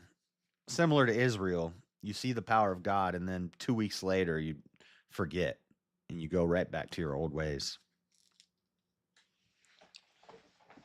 Crazy. These people who are witnessing miracles from God, like obvious miracles, seeing angels, they're so quick to forget. They're blown to and fro in the wind. They're dandelions. Chapter 4. Nebuchadnezzar, the king unto all people, nations, and languages that dwell in all the earth, peace be multiplied unto you. I thought it good to show you the signs and wonders that the high God hath wrought toward me. How great are his signs, and how mighty are his wonders. His kingdom is an everlasting kingdom, and his dominion is from generation to generation. That's a great verse right there. I gotta get new highlighters, man. My highlighters are all burnt out. Nebuchadnezzar was at rest in mine house and flourishing in my palace. I saw a dream which made me afraid. Who's talking right now? Daniel? I saw a dream which made me afraid, and the thoughts upon my bed and the visions of my head troubled me. This is the dream of the great tree. Therefore made I a decree to bring in all the wise men of Babylon before me, that they might make known unto me the interpretation of the dream. Then came in, this is Nebuchadnezzar talking, I guess.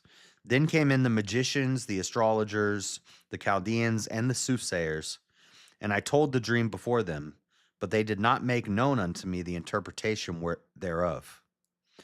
But at the last, Daniel came in before me. See, this is written in first person perspective of Nebuchadnezzar. I wonder if he wrote this and it just, I don't know.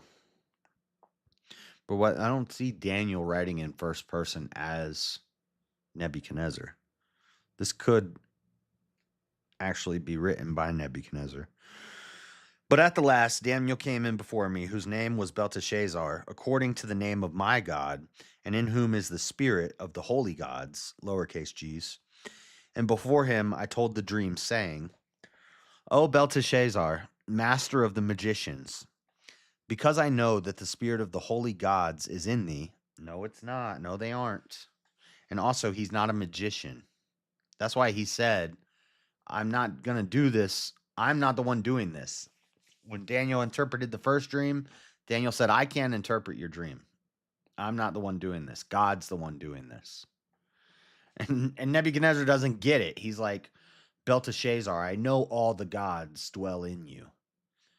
And I know you're a great magician. Daniel's like, I ain't no magician. Ain't no gods dwelling in me. What are you talking about?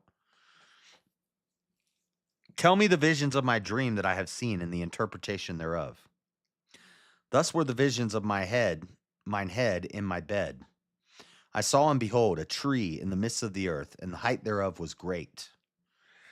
At least this time he remembers the dream. The tree grew and was strong, and the height thereof reached unto heaven, and the sight thereof to the end of all the earth. The leaves thereof were fair, and the fruit thereof much, and in it was meat for all. The beasts of the field had shadow under it, and the fowls of the heaven dwelt in the boughs thereof, and all flesh was fed of it.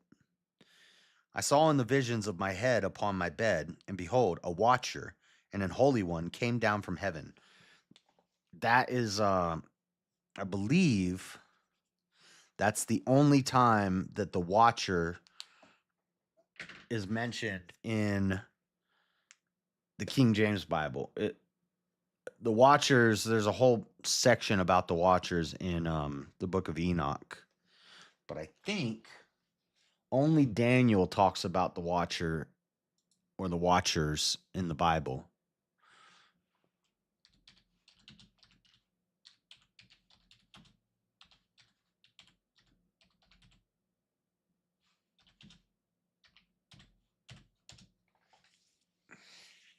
Daniel 4:13. The term watcher is explicitly mentioned in Daniel 4, specifically Daniel 4:13, 17, and 23. Refer to a watcher and a holy one who descends from heaven to declare decrees. Watchers as holy heavenly beings who oversee human affairs, with the term deriving from the Aramaic wakeful one. While watchers in Jeremiah 4:16 refers to siege troops. Okay, so Jeremiah mentions watchers, but it's referring to like military scouts. It's a different word. Daniel is talking about the same watchers that are mentioned in the book of Enoch. He cried aloud and said thus, hew down a tree and cut off its branches, shake off his leaves and scatter his fruit. Let the beasts get away from under it and the fowls from his branches. Nevertheless, leave the stump of his roots in the earth, even with a band of iron and brass in the tender grass of the field. And let it be wet with the dew of heaven, and let his portion be with the beasts in the grass of the earth. Let his heart be changed from man's, and let a beast's heart be given unto him, and let 7 times pass over him. This matter, there's that 7 again. 7 times the heat in the furnace. This matter is by the decree of the watchers, and the demand by the word of the holy ones, to the intent that the living may know that the Most High ruleth in the kingdom of men, and giveth it to whomsoever he will, and setteth up over it the basest of men. The basest of men? I like how the Bible uses the word based. God sets up the basest of men. Let's go. This dream, O King Nebuchadnezzar, or this dream I, King Nebuchadnezzar, have seen. Now thou, O Belteshazzar, declare the interpretation thereof. For as much as all the wise men of my kingdom are not able to make known unto me the interpretation, but thou art able, for the spirit of the holy gods is in thee. Then Daniel, whose name was Belteshazzar, was astonied for 1 hour, and his thoughts troubled him. The king spake and said, Belteshazzar, let not the dream or the interpretation thereof trouble thee. Belteshazzar answered and said, My lord, the dream be to them that hate thee, and the interpretation thereof to thine enemies. The tree that thou sawest which grew and was strong, whose height reached unto the heaven, and the sight thereof to all the earth, whose leaves were fair, and the fruit thereof much, and in it was meat for all, under which the beasts of the field dwelt, and upon whose branches the fowls of the heaven had their habitation. It is thou, O king, that art grown and become strong, for thy greatness is grown and reacheth unto heaven, and thy dominion to the end of the earth. And whereas the king saw a watcher and an holy one coming down from heaven, and saying, Hew the tree down and destroy it, yet leave the stump of the roots thereof in the earth, even with a band of iron and brass in the tender grass of the field, and let it be wet with the dew of heaven, and let his portion be with the beasts of the field, till 7 times pass over him.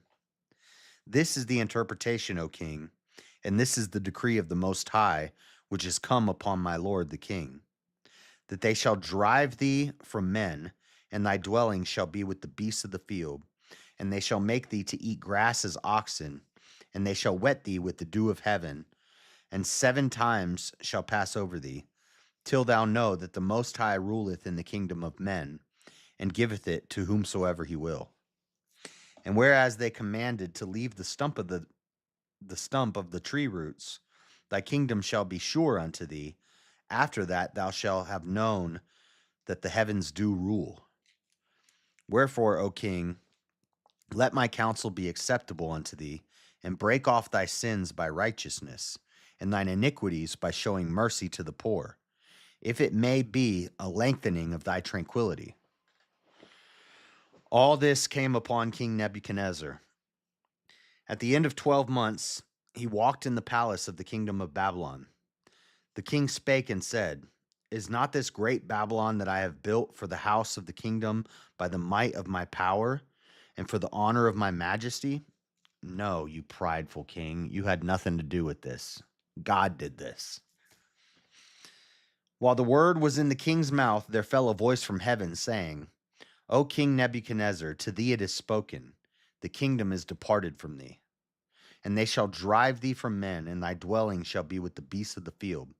And I think this is prophecy, because I think literally when Babylon is overthrown, Nebuchadnezzar just ends up wandering around eating grass with cows.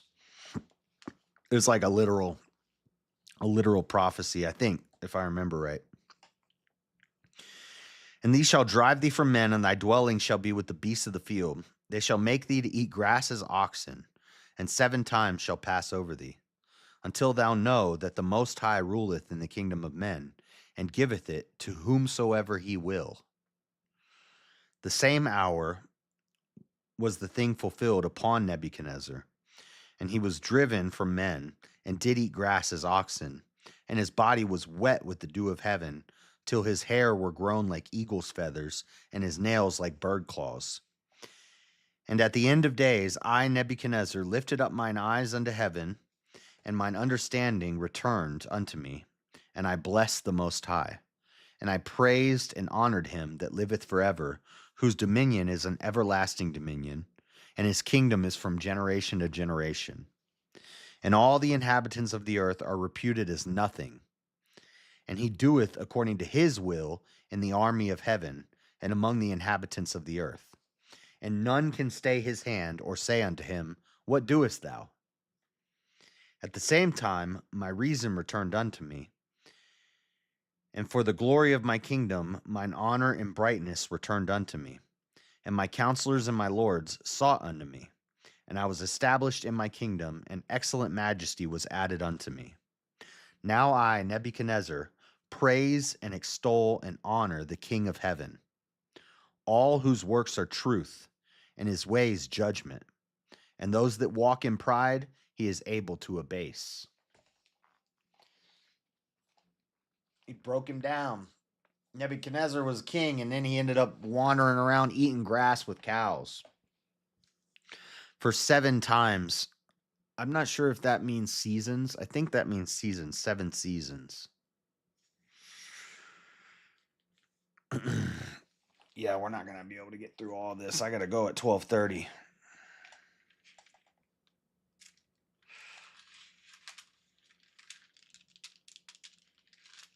Where is the lion's den? We got to at least get to the lion's den.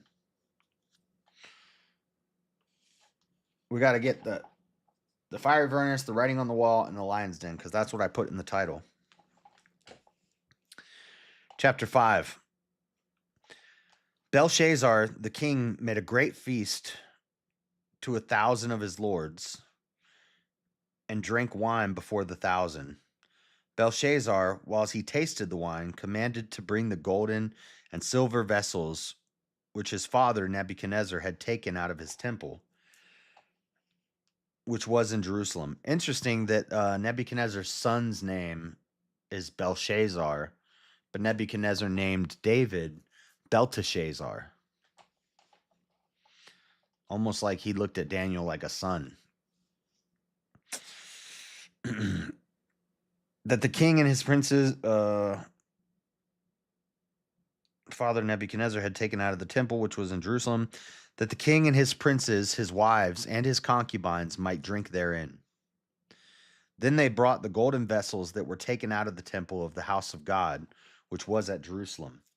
By the way, Nebuchadnezzar has multiple wives. Nebuchadnezzar, again, not a good guy.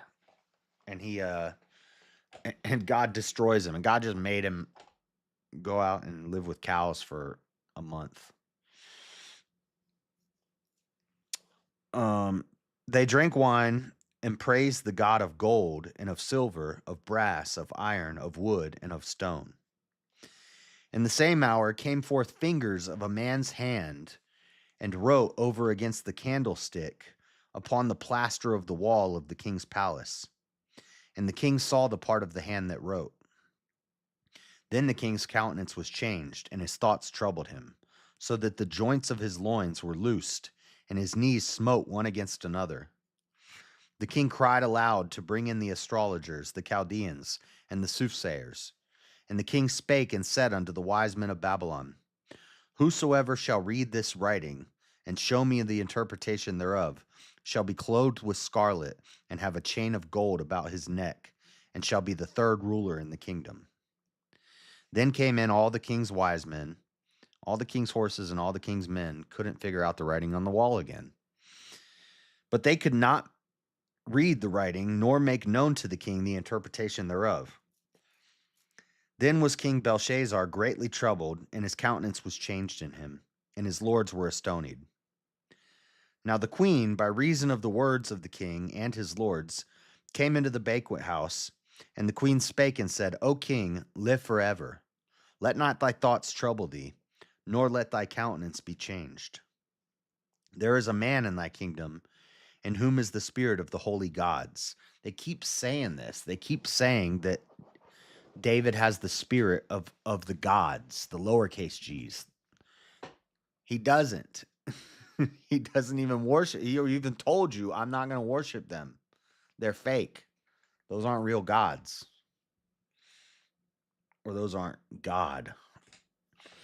And in the day of thy father, light and understanding and wisdom, like the wisdom of the gods, was found in him, whom the king Nebuchadnezzar, thy father, the king, I say, thy father, made masters of the magicians, astrologers, Chaldeans, and soothsayers. For as much as an excellent spirit and knowledge and understanding, interpreting of dreams, and showing of hard sentences, and dissolving of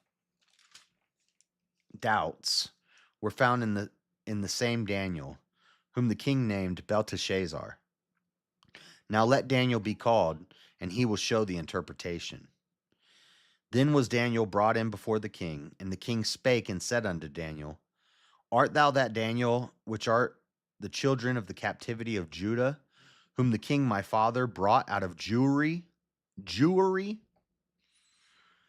I have even heard of thee, that the spirit of the gods is in thee, and that light and understanding and excellent wisdom is found in thee. And now the wise men, the astrologers, have been brought in before me, that they should read this writing, and make known unto me the interpretation thereof. But they could not show the interpretation of the thing.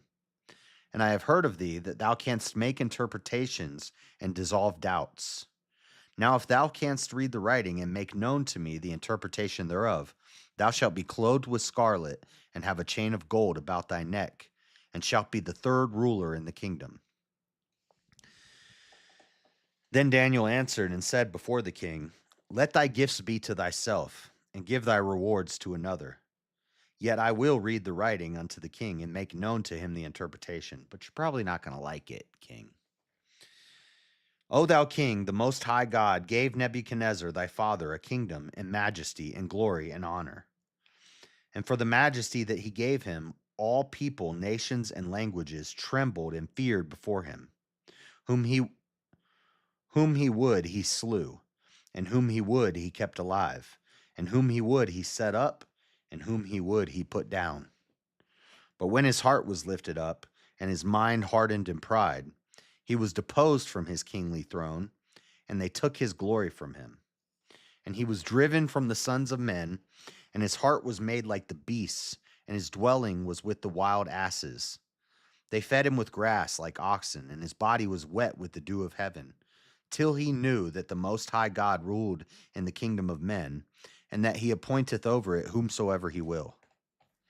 And thou, his son, O Belshazzar, hast not humbled thine heart, though thou knewest all this. Like you saw your dad, you saw this happen to your dad. You saw your dad multiple times, saw the power of God and still denied it. And so God made him into basically a human donkey. He just wandered around in the fields, eating grass and sleeping with donkeys, jackasses. Until he was humbled, and he said, "Okay, God, I get it. But you saw this, and you still don't know? Oh, you didn't know? You better call somebody. You better pray to somebody. But hast lifted up thyself against the Lord of heaven, and they have brought the vessels of his house before thee, and thou and thy lords, thy wives, and thy concubines have drunk wine in them, and thou hast praised the gods of silver and gold, of brass, iron, wood, and stone, which see not, nor hear not, which see not, nor hear, nor know. And the God in whose hand they breathe is what? And the God in whose hand they breathe, thy breath is, and whose are all thy ways, hast thou not glorified. Then was the part of the hand sent from him, and this writing was written. So it was like the hand of God was just floating, writing a message on the wall, but none of them can read it. And this is the writing that was written: Mene, mene, tekel upharsin. This is the interpretation of the thing. Mene, God hath numbered thy kingdom and finished it. Tekel, thou art weighed in the balances and art found wanting. Perez, thy kingdom is divided and given to the Medes and the Persians. Then commanded Belshazzar, and they clothed Daniel with scarlet and put a chain of gold about his neck and made a proclamation concerning him that he should be the third ruler in the kingdom. From slave to third in charge, just like that. And that night was Belshazzar, the king of Chaldeans, slain. Oh, well, that's over for him. And Darius the Median took the kingdom, being about 62 years old. We're at the lion's den. It pleased Darius to set over the kingdom 120 princes, which should be over the whole kingdom. Darius is a real jerk. And over these 3 presidents, of whom Daniel was first, that the princes might give accounts unto them, and the king should have no damage. Then this Daniel was preferred above the presidents and princes, because an excellent spirit was in him. And the king thought to set him over the whole realm. Then the presidents and princes sought to find occasion against Daniel concerning the kingdom. But they could find none occasion nor fault, for as much as he was faithful, neither was there any error or fault found in him. Then said these men, we shall not find any occasion against this Daniel, except we find it against him concerning the law of his God.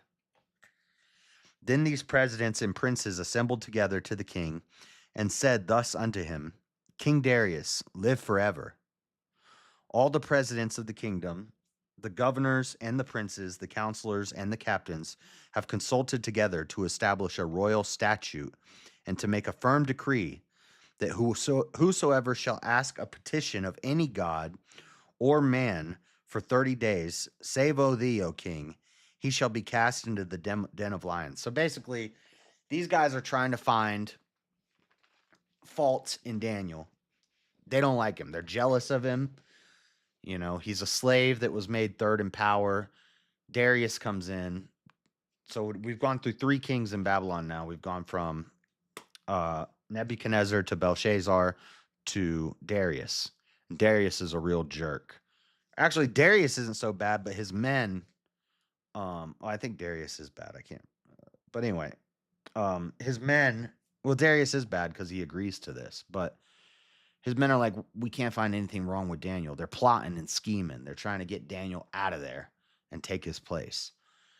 So they say, let's find a fault in him. Let's dig up some dirt. Surely he has some skeletons in his closet. All of us do. He's got to have some.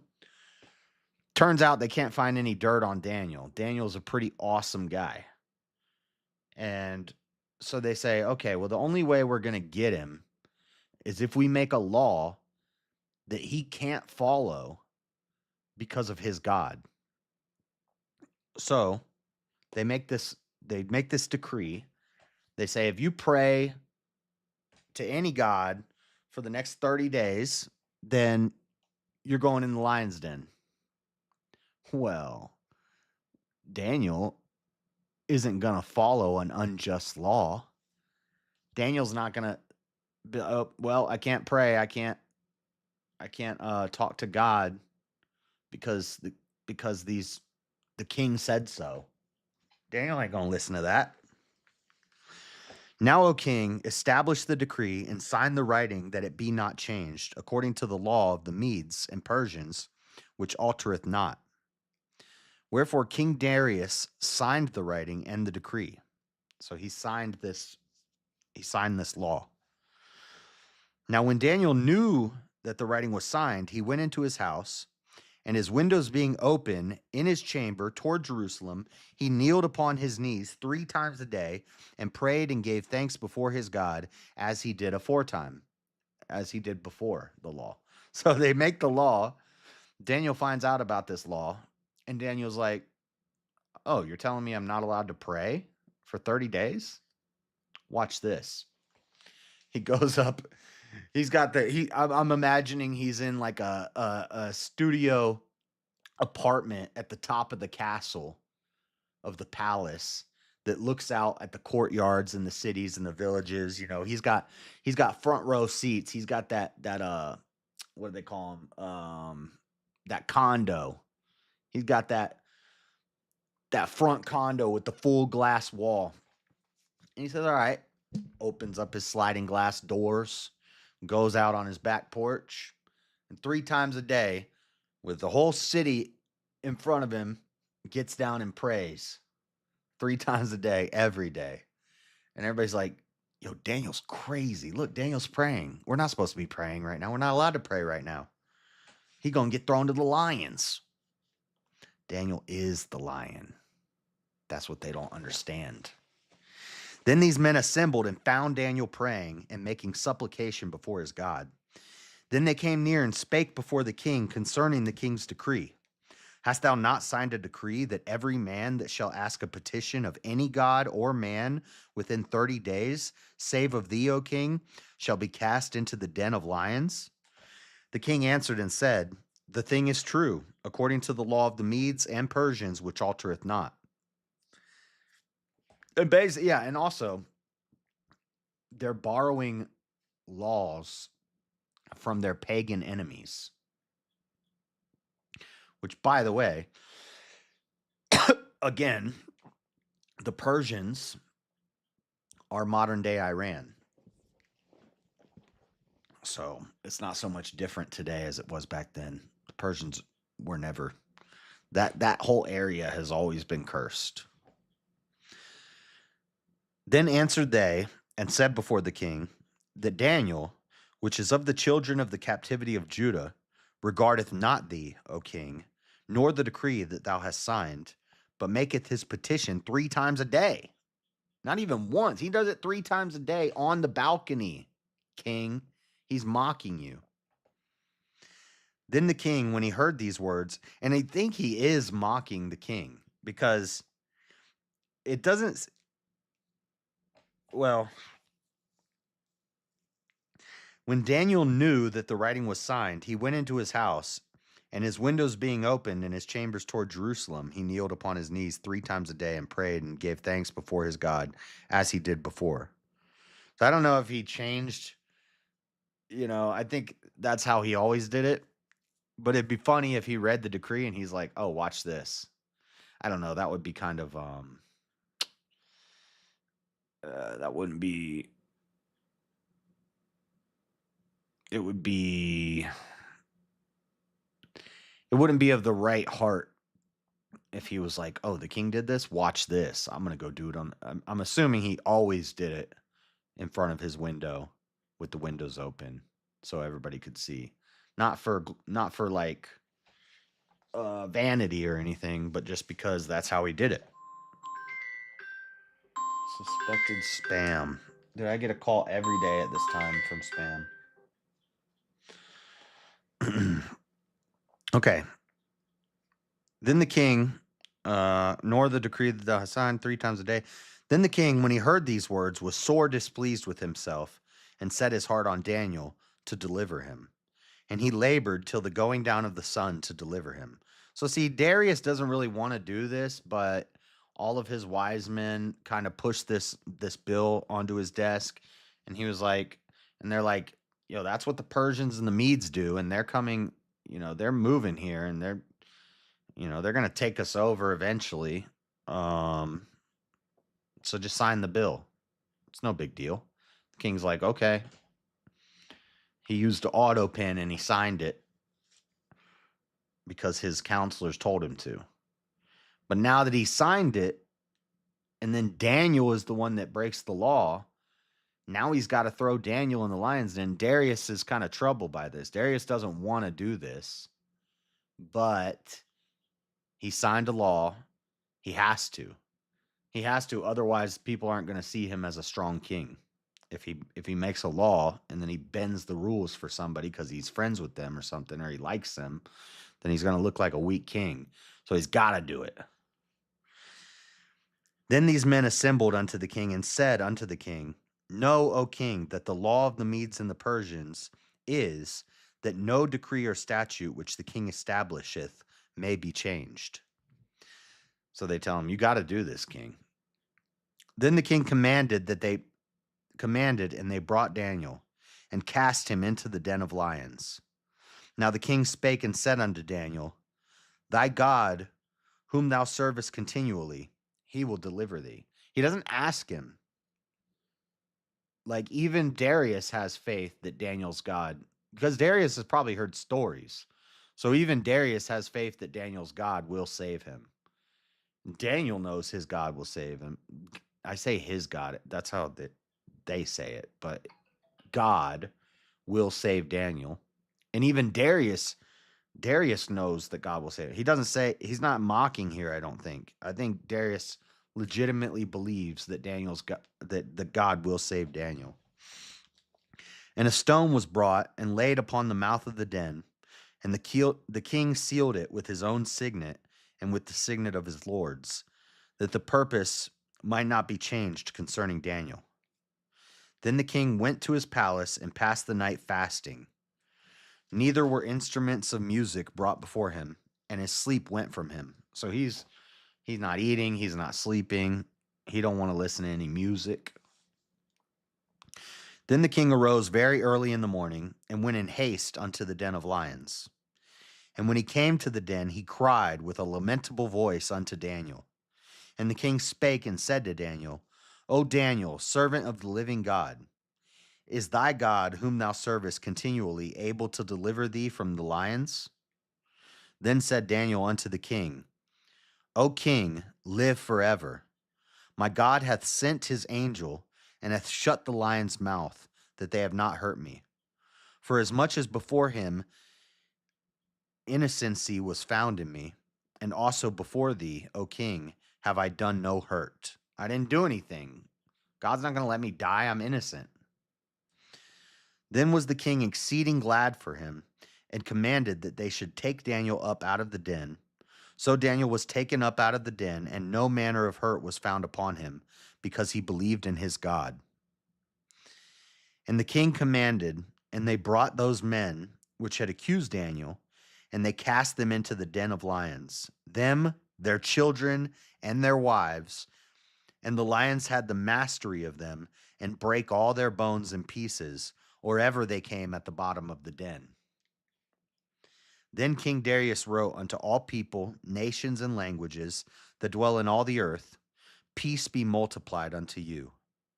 I make a decree that in every dominion of my kingdom Men tremble in fear before the God of Daniel, for he is the living God, and steadfast forever, and his kingdom that which shall not be destroyed, and his dominion shall be even unto the end.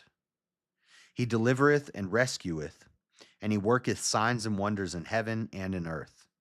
Who hath delivered Daniel from the power of the lions? So this Daniel prospered in the reign of Darius and in the reign of Cyrus the Persian. Cyrus the Great. Cyrus the Great was Persian. Yeah, I think I knew that. But he also conquered Persia. Well, maybe they're just calling him the Persia because currently he runs Persia. But I don't know if he was born in Persia. Maybe he was, but he took over and then he started taking over other areas. And I think I'm going to leave it there because we're basically halfway through. There's 12 chapters in Daniel plus Bel and the Dragon, or Bel the Serpent, which is very short. So not tomorrow, but Monday or Tuesday, we will we'll finish Daniel. I would keep reading because I love this chapter, and there's not a whole lot left. Like I know I could knock this out in one day, but I got to get some sleep and go to work tomorrow. But that's most of the big stories in Daniel. We have a lot of visions, some prophecies, prophecy of the Messiah, and then a little bit of a apocalyptic. In chapter 12, we have a little bit of apocalyptic prophecy. We have messianic prophecy, apocalyptic prophecy, and some more visions from Daniel. But the first six chapters that we read today, those are all the stories everybody knows: the fiery furnace, the writing on the wall, the dream, the first dream interpretation, the lion's den. So the rest we'll finish next time. And then we go into Hosea, which I did a whole breakdown of the book of Hosea like a year ago on my Monday night show. See, I used to have time to prepare my Monday night shows. Now with my sleep schedule and my job, I don't have as much time, so I kind of just grab articles and then just freestyle and go through the news. I used to do meme review, or we'd go through all the a bunch of memes, and we used to do at the last hour would always be like either a Bible story or a conspiracy theory or a weird philosophy thing or something weird in science or tech. I still do that sometimes, but not as much because I just don't have as much time to prep it. But there used to be a lot more production value and planning that went into my Monday night show. So if you go back and watch the old dreaded conservative shows, the Monday night shows, you'll see I did breakdowns of Jonah, Hosea, Nehemiah, parables in the New Testament, armor of God, what is love, stuff like that. So a lot of the stuff I've gone through before. I've done breakdowns of before. So Hosea is next, and and then Jonah's coming up. We did Jonah. Hosea is pretty crazy story.